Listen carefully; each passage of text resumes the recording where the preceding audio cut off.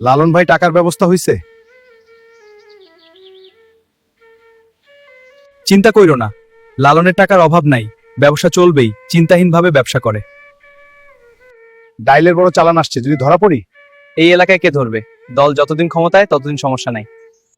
আজ ঝৌডাঙ্গা সীমান্তে 280 বোতল মাদক সহ 2 জন আটক। নিউজে কি রিপোর্টারের নাম যাবে? অবশ্যই, যেখানে সত্য আছে নাম কেন যাবে না?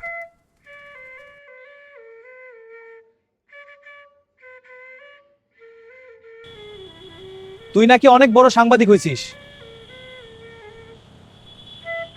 হাতের কবজি যদি না থাকে তখন কি দিয়ে লিখবি?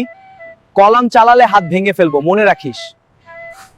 হারুন, তুমি ভয় পেও না, সাহস দেখালেও ওরা কিন্তু দুর্বল।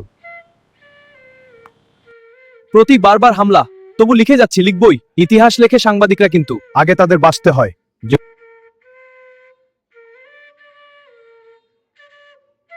বাবা, ক্ষমতার জোরে মানুষের সাথে যা আচরণ করেছো, এখন যে কি হয়? বাবা শোন, তোর চাকরি করার দরকার নাই, তুই বিদেশ যা। দেশে থাকলে চাকরি তো থাকবেই না, জেলও খাটা লাগবো।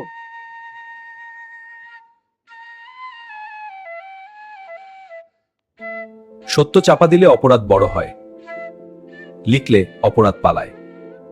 কালে কালে অপরাধী জন্ম নিবে, কিছুদিন পর আবার পালাবে, কিন্তু সাংবাদিকের কলম চলতেই থাকবে।